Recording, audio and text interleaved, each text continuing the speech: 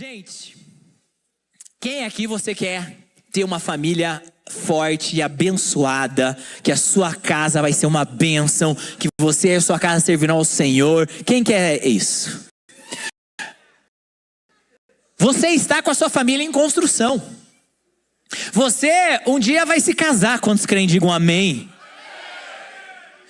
Você um dia terá um casamento abençoado. Quantos creem, digam amém. Aí agora eu tenho vocês. Galera, só que é o seguinte: não tem como casar certo namorando a pessoa errada.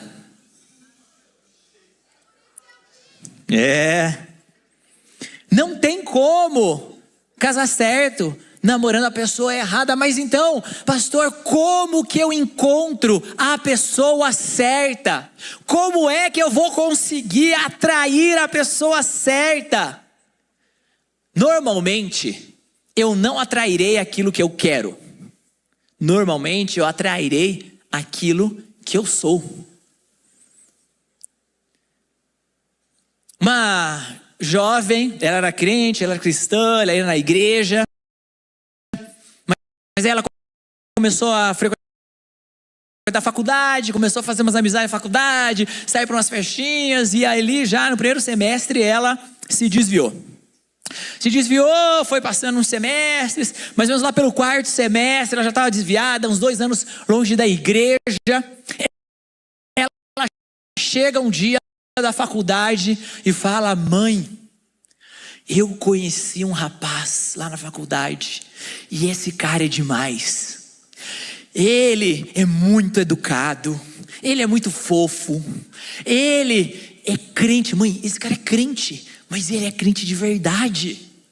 E ele estava lá liderando na faculdade um grupo de estudo bíblico. E aí eu olhei no intervalo, tinha um grupo de estudo bíblico, tinha um monte de gente. E esse rapaz, ele liderava esse grupo e ele pregava assim. E sabe quando você sente a presença de Deus? E aí eu fui conversando com ele, porque eu fiz uma matéria com ele, fui conversando e vendo. Ele trabalha, ele é gente boa, ele é demais. Mãe, eu acho que eu encontrei o rapaz com quem eu vou casar. E aí a mãe, que era cristã e muito sábia, ela respondeu para essa moça, não de uma forma assim dura, mas de uma forma jogando real. Falou: olha, filha, se esse rapaz é crente do jeito que você está falando, se ele é um homem de Deus do jeito que ele está falando, ele não vai querer casar com você. Porque um homem de Deus vai querer casar com uma mulher de Deus. E você não está andando nos caminhos do Senhor. Então, amados, de fato, nós precisamos entender que a pergunta certa não é como eu posso encontrar a pessoa certa. Para eu construir a família que eu quero, a pergunta certa é: como eu posso me tornar a pessoa certa?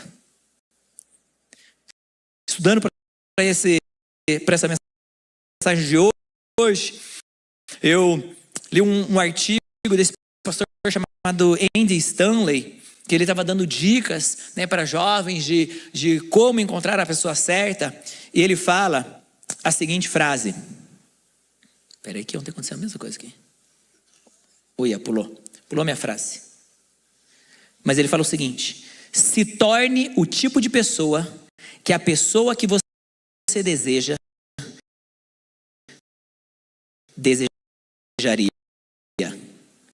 Se torne o tipo de pessoa que a pessoa que você desejaria.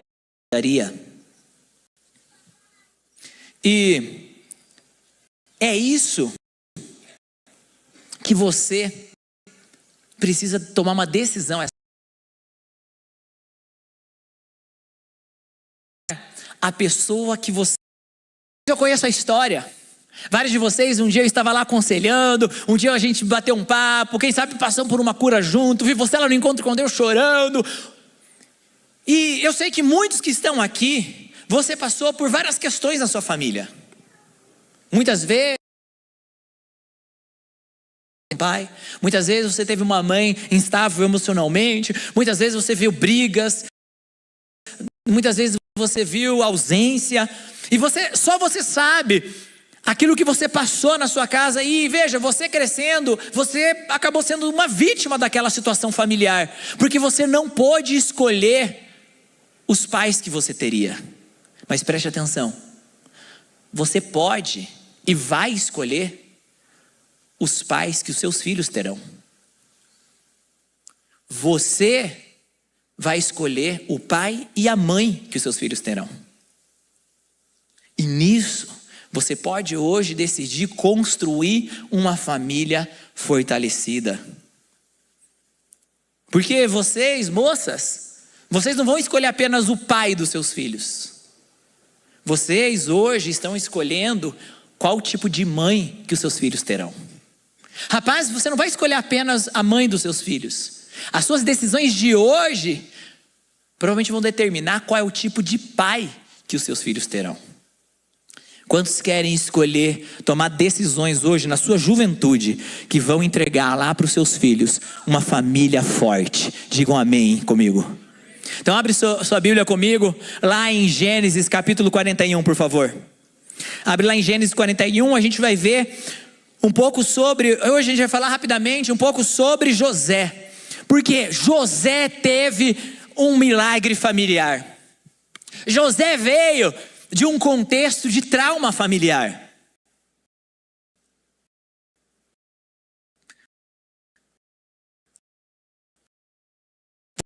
Vocês conhecem a história de José? E quando você vai abrindo lá em Gênesis, eu vou falar rapidamente aqui, mas José, ele estava lá, filho de Jacó, tinha irmãos que ficaram com inveja dele quando ele contou um sonho que ele teve, uma visão que ele teve do Senhor.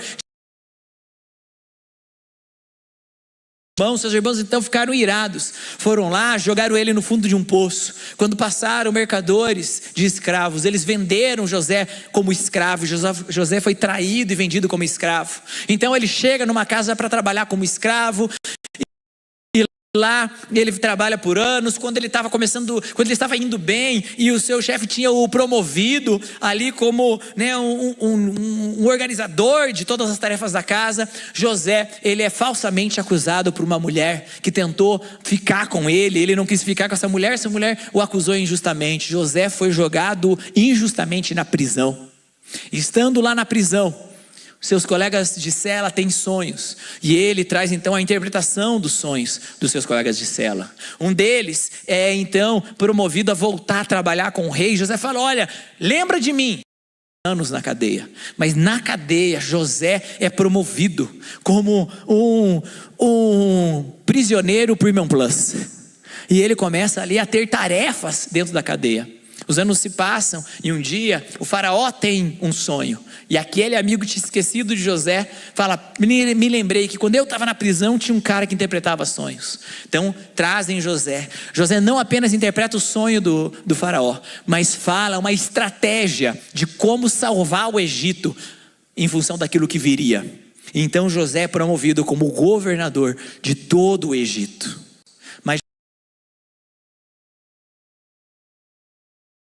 Segundo filho, Efraim, expressa como Deus o prosperou.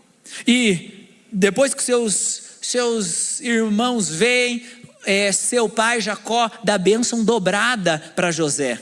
E lá na frente, quando, né, Josué chega na terra prometida, na hora de se dividir a herança das tribos na terra prometida, José se torna 2 tribos. Cada um dos seus irmãos se tornou uma tribo, mas José se tornou 2 tribos, Efraim e Manassés. Ele recebeu bênção dobrada.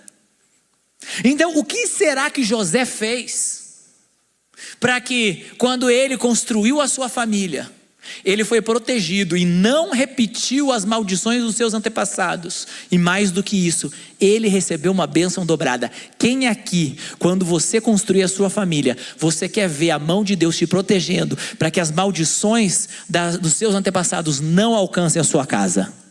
Quem aqui, quando você construir a sua família, você gostaria de ver a mão de Deus te abençoando e você ter bênção dobrada?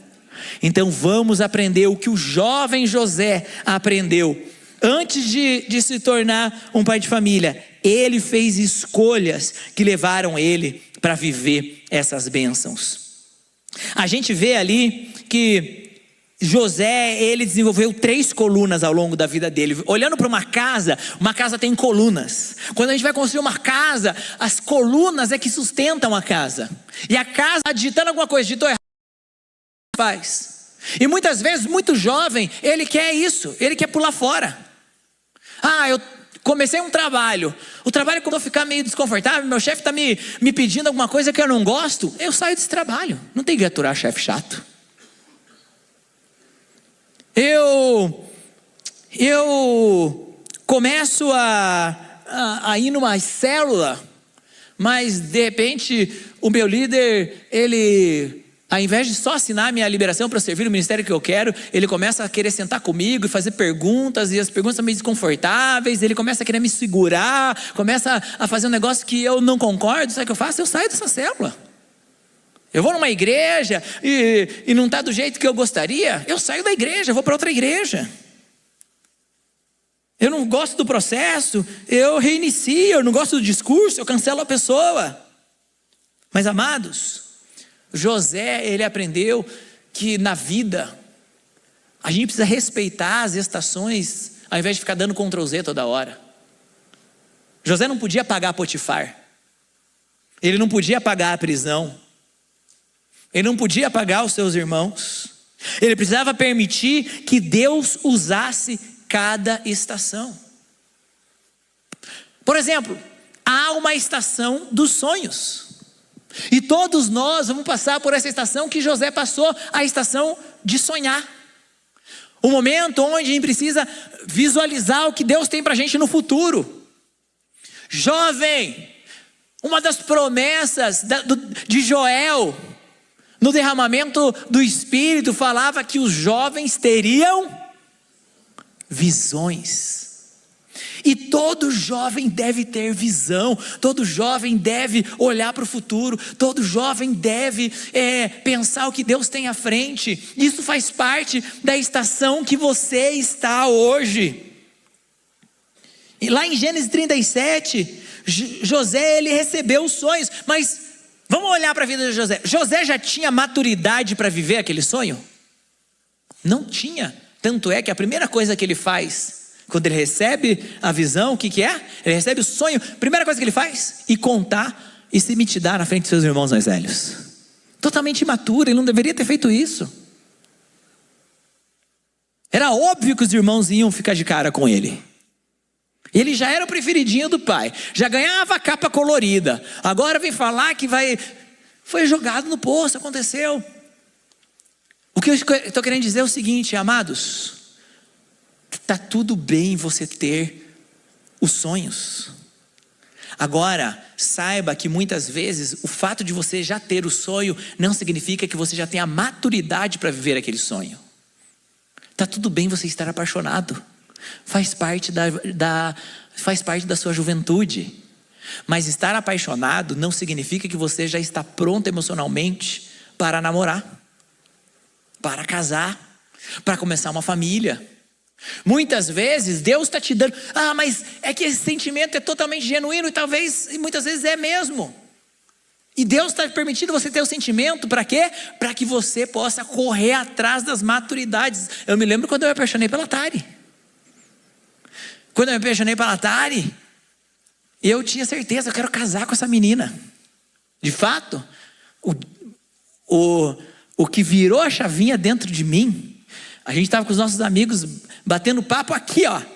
Aqui, exatamente aqui, ó. Exatamente aqui. Num final de rede jovem, que Deus a tenha. Então no final de rede jovem aqui conversando, batendo papo e tal.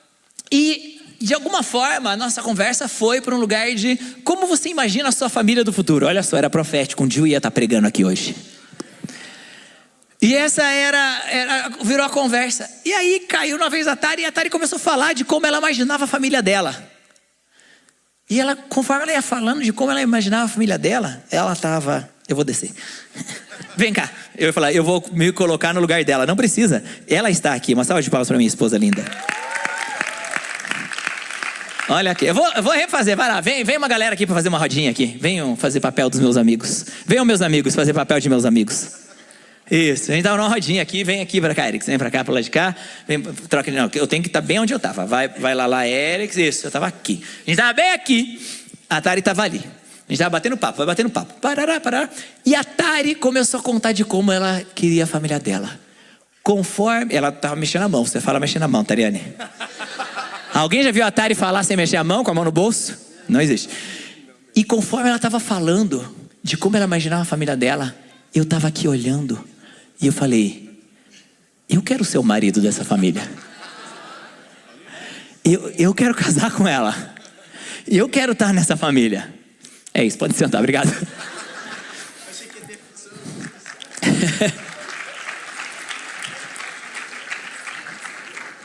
Eu não falei isso, eu só pensei, tá, gente? Eu pensei isso. E aí, cara... Mas, naquele momento, eu não estava ainda preparado para ser o marido dela. Eu comecei a correr atrás. E certamente, se eu tivesse falado, ela teria me dado um toco bonito. Tinha me empurrado para o poço, me vendido como escravo. Mas, dali em diante, eu comecei a correr atrás das maturidades que me faltavam para eu casar com aquela menina que era acima da minha linha. Depois da estação, o poço, a escravidão, a prisão. Irmãos, uma coisa que José precisou aprender é o seguinte... que Deus não tinha o abandonado. Mas sabe o que acontece muitas vezes? Muito jovem, quando se depara com a estação da prova, ele larga os betes. Ele se esquece que Deus também é Deus quando a gente está no fundo do poço. O Bernard deu o testemunho dele aqui. Eu quase subi no final das ofertas, peguei o microfone e falei, tenha uma ótima semana, seja abençoado, que não precisava mais, né? Não precisava mais de mais nada, já dava para ir embora, já foi suficiente. Mas quantos de nós, talvez, a gente não teria desistido de tudo, depois de reprovar na prova, algumas vezes, perdi as contas de quantas vezes eu reprovou. No final, ele não, caso você não tenha conseguido, né, interpretar, depois ele passou, viu, gente? Na última lá ele passou. Ele não anda de moto sem habilitação até hoje. Ele tem a habilitação dele. Salmo 105, 17 a 19 fala o seguinte, ó. Então enviou um homem adiante deles, José, que foi vendido como escravo. Feriram seus pés com correntes e com ferros prenderam seu pescoço. O Senhor pôs José à prova até chegar a hora de cumprir a sua palavra. A prisão não era o fim, era escola.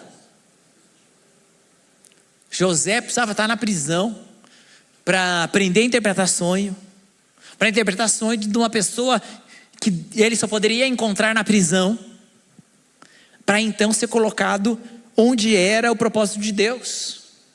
O problema é que muitas vezes a gente entende que a gente precisa viver o propósito de Deus, a gente recebe um sonho, uma visão,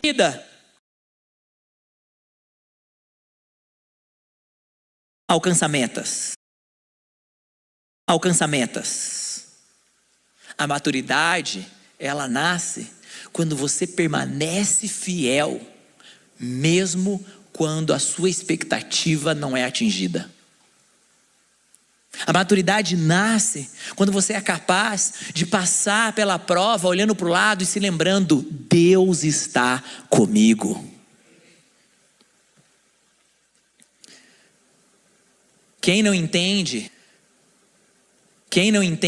as estações pode destruir processos que Deus estava usando para prepará-lo. Imagina se José tivesse fugido da prisão. Ele seria um ex-escravo livre, um fugitivo livre, distante do propósito de Deus. José precisava crescer, precisava amadurecer, precisava tratar dores, precisava vencer o orgulho, precisava aprender perdão. Olha que diferente, olha o impacto que essa jornada toda de José fez na vida dele. Começa lá em Gênesis 37, um jovem imaturo que falava demais. Você avança para Gênesis 45, um homem emocionalmente mais maduro, capaz de abraçar, chorar e perdoar, chorar com seus irmãos e perdoá-los. E nós precisamos aprender a viver cada estação. Talvez, tem jovens, abre suas mãos onde você está, porque eu creio que tem jovens aqui, que no seu coração, você tem lutado com as estações que você tem vivido. Você tem brigado com Deus. Mas agora, em nome de Jesus, que você possa receber uma sabedoria que vem do céu, que não vai fazer você simplesmente pular uma estação, mas vai te dar sabedoria para você andar e atravessar corretamente as estações que o Senhor vai andar ao seu lado. Se você crê nisso, diga amém. Falamos sobre a coluna das estações, vamos falar um pouco sobre a coluna dos papéis. Então, José aprendeu a desenvolver papéis necessários que ele usaria lá na frente. José aprendeu a servir antes de governar. Nossa geração ama posições, ama status, ama mostrar o que tem. José aprendeu a executar tarefas, porque um escravo, tudo que ele tem são tarefas. Na prisão, tudo que ele tinha eram tarefas. E conquanto ele diversas vezes foi promovido, ele chega como escravo na casa de Potifar, ele é promovido como líder lá dentro, mas de repente jogado para baixo de novo. E Deus vai colocando o coração de José toda hora no lugar certo, onde ele entendia que ele precisava executar fielmente, com excelência. Antes de ser governador, José foi filho, irmão, escravo, servo, administrador, preso, intérprete, líder de uma prisão. Cada estação ensinou um papel diferente. E eu e você precisamos entender que, puxa, então por que será que Deus está fazendo eu passar por algumas estações? Porque algumas estações da minha vida vão desenvolver em mim papéis, e vão me dar a oportunidade de eu aprender novos papéis que eu vou usar na estação lá da frente. Presta atenção aqui, jovens. Você que é solteiro, você que ainda não é casado, você precisa olhar aquilo que Deus tem colocado ao seu redor, o que Deus tem dado na sua mão. Você precisa parar de desprezar a estação que você te dá, que Deus está te dando, porque muitas vezes esse cenário que parece tão difícil para você, está te dando a oportunidade de você desenvolver qualidades para você fazer bem o seu papel na sua família, que Deus vai te ajudar você a construir lá na frente. E então eu preciso olhar ao meu redor e entender o que Deus está querendo dar nas minhas mãos. Gênesis 39, versículo 4 fala que José achou graça perante Potifar, que o pôs como mordomo de sua casa. José estava servindo com excelência mesmo quando ele não era valorizado.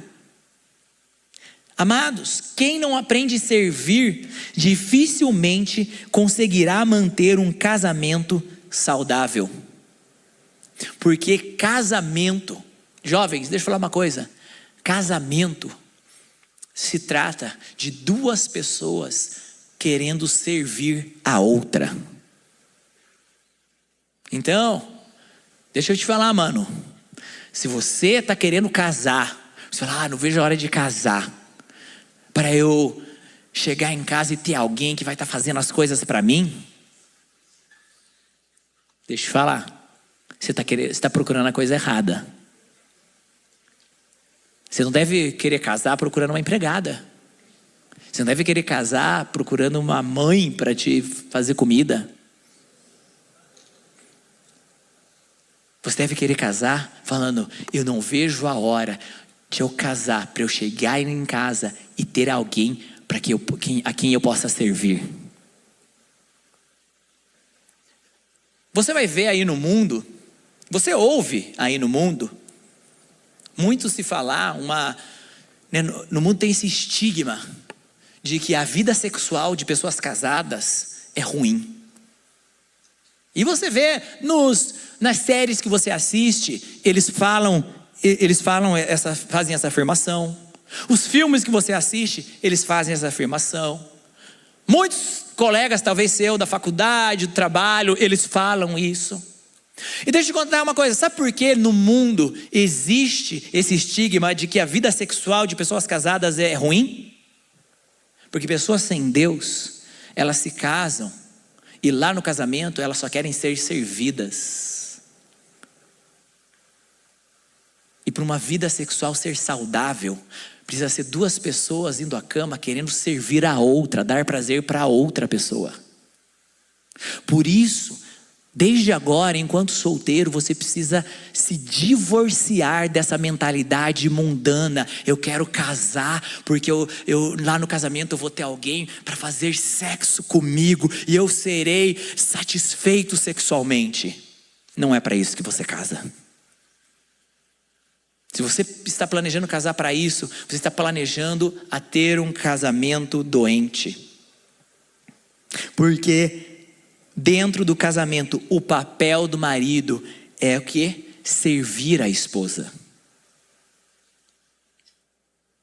Mas biblicamente não fala que a mulher, deve se sujeitar ao marido? Sim, mas o versículo anterior fala o quê? Homens, amem as suas esposas como Cristo amou a igreja e por ela se entregou.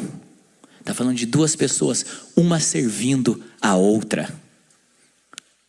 Então, eu preciso aprender o papel do servir, para que eu possa construir um casamento saudável. Eu preciso aprender o papel do trabalhar. Homens, você quer casar? Aprenda enquanto solteiro a desenvolver o papel do trabalhar. Deus, lá desde Gênesis, ele olhou para Adão e falou: com o suor do seu trabalho, você vai conquistar o seu pão. Então o homem, ele precisa dar valor ao trabalho. José era um homem espiritual, mas ele era extremamente competente. Isso é muito importante, sabe por quê? Porque às vezes a gente espiritualiza a irresponsabilidade. José, ele organizava, ele administrava, ele planejava, ele supervisionava. Provérbios 22, versículo 29, ele nos ensina: viste um homem perito na sua obra, perante reis ele será posto.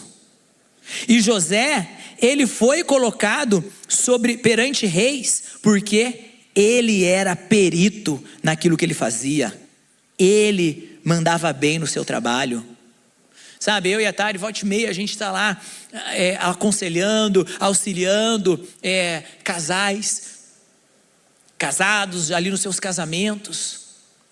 E, amados, muitas vezes tem lá homens que se casaram e não se aplicam no seu papel de provedor, porque enquanto jovem, eles não deram valor ao papel do trabalhar. Rapaziada, não existe almoço grátis. A gente vai tirar nosso sustento do suor do nosso trabalho. Meninas, deixa eu falar uma coisa. Ele pode ser lindo, ele pode ser querido, ele pode ser popular, ele pode ser um doce para os seus olhos.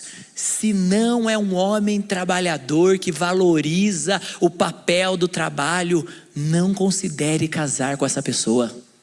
Porque senão, você vai ter um casamento onde você vai estar lá procurando seus pastores, falando: pastores, sabe o que é? Ele não corre atrás das coisas, a gente está com conta atrasada, a gente não consegue isso, acontece aquilo, e aí a gente vai ouvindo tudo aquilo, e eu falando: pois é, mas eu vou pensando: pois é, mas ele já era assim quando você namorava. Então, você precisa...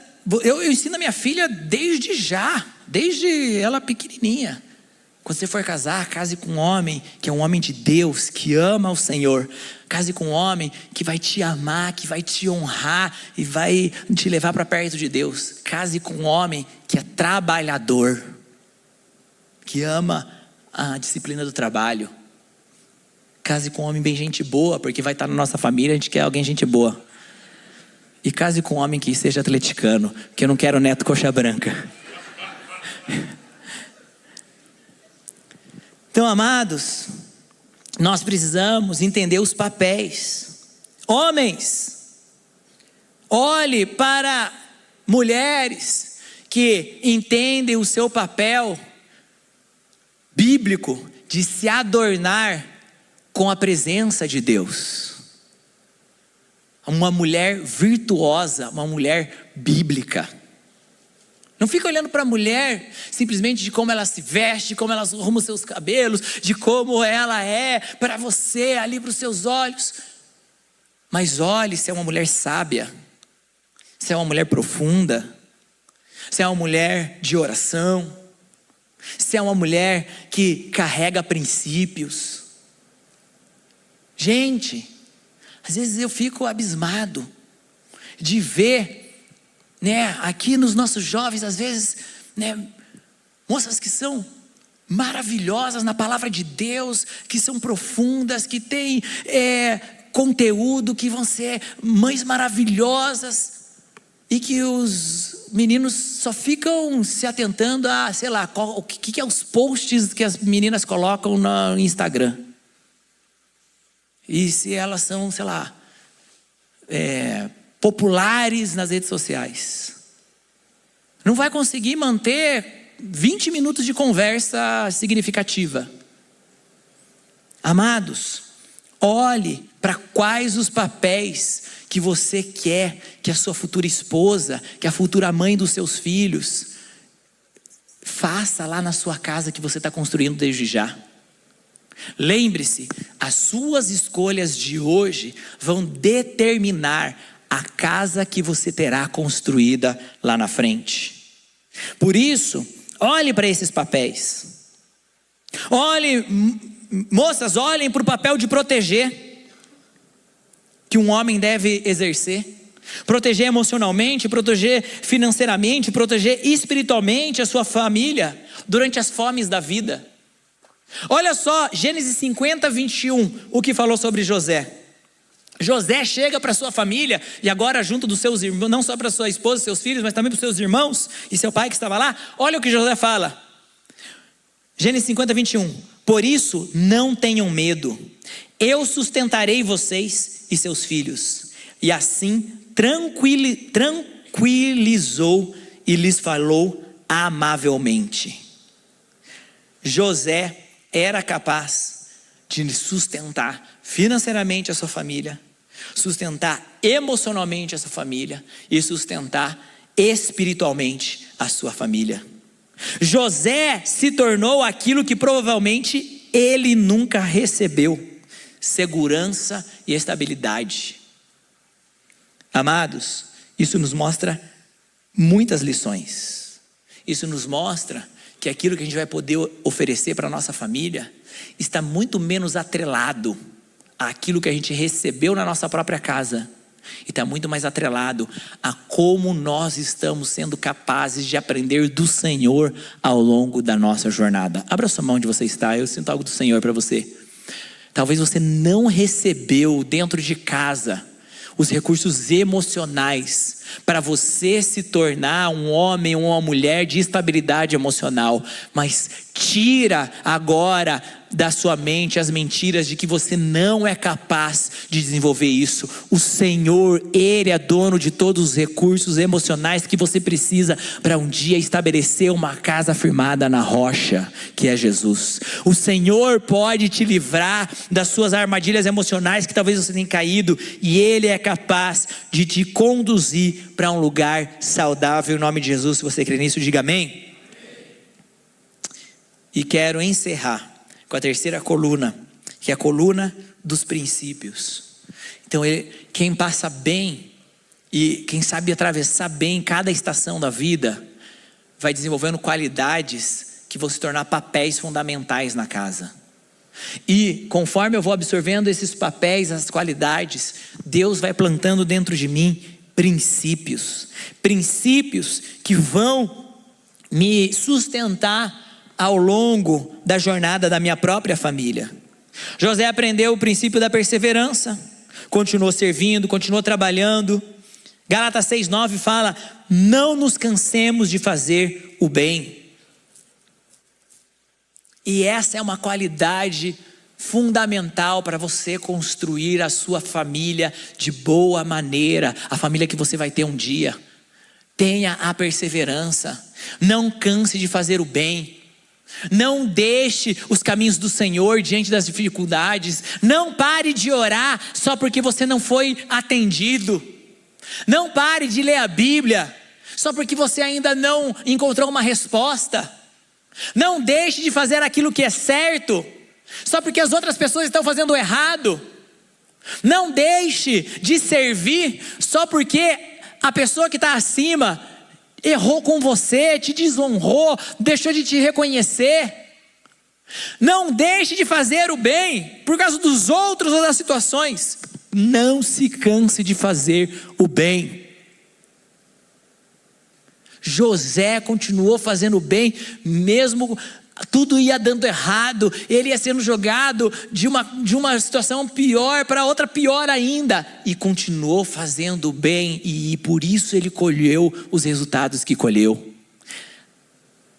Olha só, fora aqui dessa igreja, lá no mundo, fora de Jesus, todo mundo vai olhar para a sua geração e vai falar que vocês desistem, que vocês são fracos, que vocês não aguentam. Isso é uma mentira de Satanás. Vocês atravessaram a pandemia e vocês permaneceram. Vocês são uma geração criada no meio de... Lá fora as trevas são mais trevas do que quando eu era jovem. E vocês estão aqui na luz de Jesus. Satanás está fazendo de tudo para te derrubar num sábado à noite de frio e chuva em Curitiba, mas você veio. Continue a nadar, continue a nadar. Já cadê o time do Procurando Nemo aí, ó? Continue, persevere, desenvolva a fidelidade. Gênesis 39:23 fala: tudo que ele fazia, o Senhor o prosperava. José era confiável. Um bom marido, uma boa esposa, bons pais, são aqueles que ao longo da vida aprenderam a fazer o melhor e continuaram fazendo o melhor mesmo quando não havia nenhum holofote, simplesmente porque eles eram pessoas confiáveis. Então não caia na armadilha desse mundo. Esse mundo quer ver uma geração que aparenta nas redes sociais algo que não é. Mas Jesus vem em você, alguém que é, mesmo que ninguém jamais veja. E para encerrar, José, ele desenvolveu o princípio da pureza. Quando a esposa de Potifar veio seduzir José, a resposta dele lá em Gênesis 39:9 foi: como pecaria eu contra Deus? Ele não disse assim, ó, como eu pecaria contra você? Ele não falou, olha, como eu faria isso contra Potifar? A resposta dele é: como eu pecaria contra Deus? A escolha pela pureza de José na sua juventude permitiu que ele vivesse o sonho de Deus. A sua escolha pela pureza o guardou não apenas do pecado, o guardou para que ele pudesse experimentar o propósito do Senhor. Escolhas de pureza que você decide fazer hoje vão fortalecer a sua família do futuro, o seu casamento. Um jovem que declara guerra contra a pornografia hoje e fala: eu vou permanecer um jovem em santidade, santo, eu não vou aceitar isso, ele vai ter um casamento abençoado, ele vai ter filhos abençoados. Sabia que as batalhas que você não vencer, os seus filhos enfrentarão? Como líder de teens, pastor de teens, muitas vezes eu aconselhei pré-adolescentes, adolescentes que estavam enfrentando problemas com pornografia desde cedo. E aí eu conversava com pais chorando diante de mim, falando: eu sei porque eu trouxe isso para dentro da minha casa, porque eu vi pornografia dentro, já casado, dentro da minha família. Mais de uma vez eu aconselhei teens, pré-adolescentes, adolescentes, que o primeiro contato deles com pornografia foi porque pegaram o celular do pai para ver alguma coisa inocente e de repente encontraram lá coisas pornográficas e aquilo foi um laço para a vida deles. E o pai não sabia que se ele tivesse vencido aquela batalha ainda enquanto jovem, ele estaria poupando os seus filhos de viverem maldições. As suas escolhas por pureza hoje, a maneira como você leva o seu namoro hoje, vão ser fundamentais para as colunas da sua futura casa serem firmadas na rocha. A sua família está em construção hoje. As suas escolhas de hoje fazem toda a diferença. Eu falei que aquele ia ser para terminar, mas eu vou adicionar mais um. O princípio do perdão. José teve que aprender a perdoar. Eu fico imaginando que lá na casa de Potifar, quantas vezes, quantas noites ele ficou repassando o momento que seus irmãos lançaram ele no poço. Eu fico imaginando que logo que chegou na prisão, quantas vezes ele ficou repassando na sua mente a mentira da esposa de Potifar.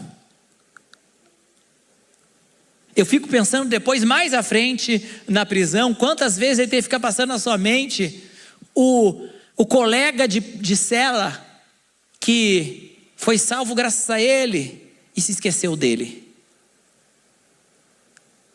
E ao longo da sua vida ele foi aprendendo a perdoar. E aí a gente avança lá para frente, em Gênesis 45. E ele está lá diante dos seus irmãos. Agora ele é governador do Egito. Agora os feixes dos seus irmãos estão se dobrando diante dele. Agora ele pode mandar matar todo mundo. Agora ele pode mandar prender todo mundo. Agora ele pode fazer acontecer. E ele escolhe abraçar, chorar juntos, perdoar, mandar chamar o pai, salvar a sua família.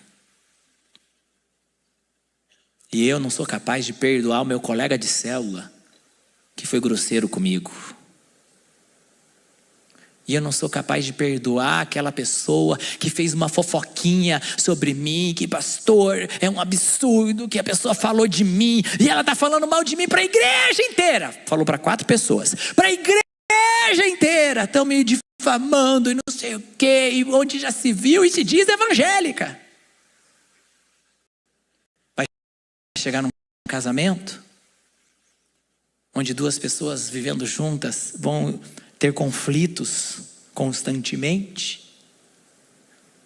E uma das coisas que a gente mais faz num casamento é o quê? Qual a coisa que você provavelmente mais faz para comigo, Tariane? Olha, eu dou muitos motivos. Eu sou um homem de Deus. Deixa eu falar para vocês, eu sou um marido de Deus. E como eu sou um homem de Deus na minha casa, e eu me certifico de que a minha esposa tenha muitas oportunidades de provar que ela sabe perdoar. E quando ela está ali ficando de boa, fala: ah não, está muito tranquila, vou dar para ela a chance de provar que ela ainda sabe perdoar. Eu já fiz tanta coisa, coitada da minha esposa. Teve uma vez que acabou, eu ia correr uma maratona no dia seguinte. Aí assim, acabou a rede jovem, eu saí pela parte de trás para eu ir rápido para casa, eu precisava dormir cedo. E a minha esposa fala muito aqui com vocês e fica conversando, é difícil tirar ela da igreja. Eu fui antes. Eu cheguei rápido e tal, deitei e dormi. E tranquei a porta de casa. A gente mora num sobrado, o quarto é em cima. E eu já estava, sei lá, no meu terceiro sonho. E ela não tinha como entrar, porque eu deixei a chave lá, não tinha como ela entrar. Eu estava no meu terceiro sonho, quando no meu sonho eu começo a ouvir a voz da minha esposa. E no meu sonho, eu vejo o rosto da minha esposa flutuando no meio do quarto. E eu vou acordando e vejo que ela está com a cara dela na janela do nosso sobrado, que é o nosso quarto, que é no segundo andar. Ela teve que, tipo assim, tentar derrubar a porta, fazer alguma coisa, falar com um vizinho, arranjar uma escada para botar na nossa janela, para dar um jeito de abrir a nossa janela, enquanto eu estava lá deitado eternamente em berço esplêndido. Naquela noite, eu tive o grande privilégio de permitir que a minha esposa desenvolvesse o princípio do perdão.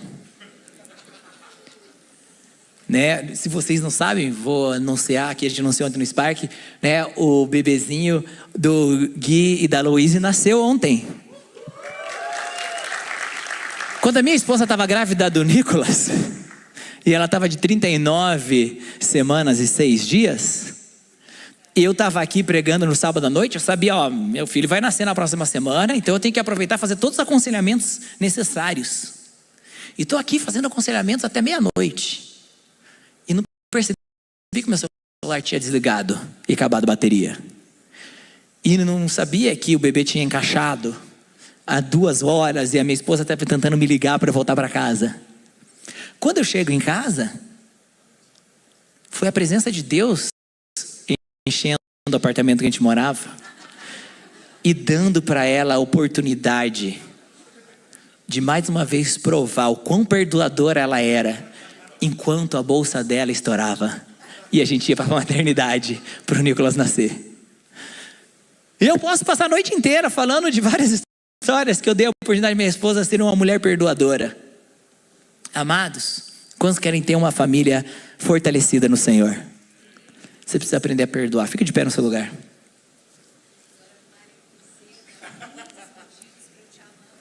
A minha esposa está falando que eu dou para ela muitos motivos para ela me amar muito.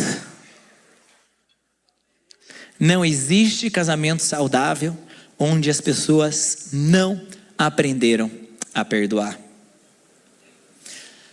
Irmãos, agora sim eu encerro essa noite falando o seguinte: você quer construir uma boa família?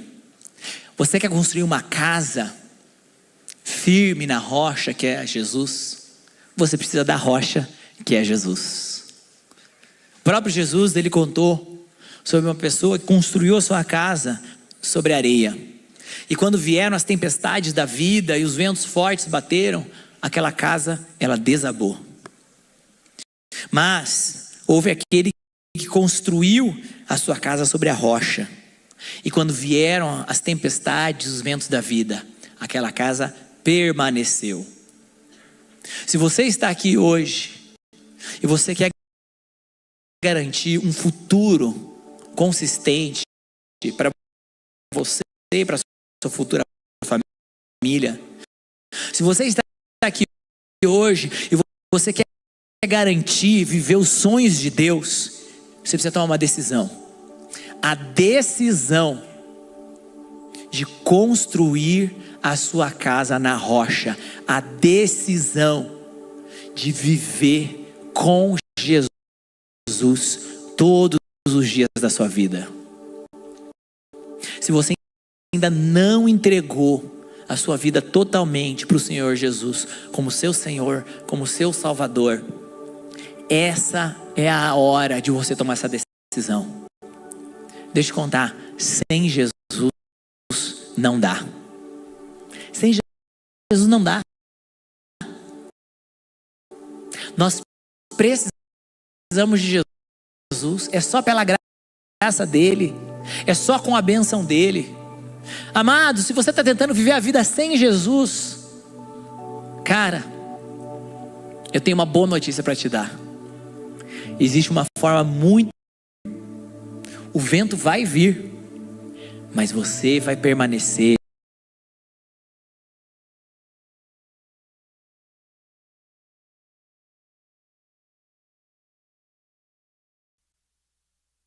para Jesus, para que você tome essa decisão essa noite. Quero convidar todos aqui, feche seus olhos onde você está, abra suas mãos no seu lugar, como um sinal de que a sua vida está aberta. E repita comigo essa oração, mas não fale só da boca para fora, fale crendo no seu coração. Diga assim: Senhor Jesus, essa noite eu quero me entregar totalmente a Ti. Essa noite eu declaro: Jesus é o meu Senhor e o meu Salvador. Eu quero viver a vida que Deus tem para mim. Hoje eu peço perdão por todos os meus pecados, e a partir de agora eu quero viver com Jesus. Creio nisso, no nome de Jesus.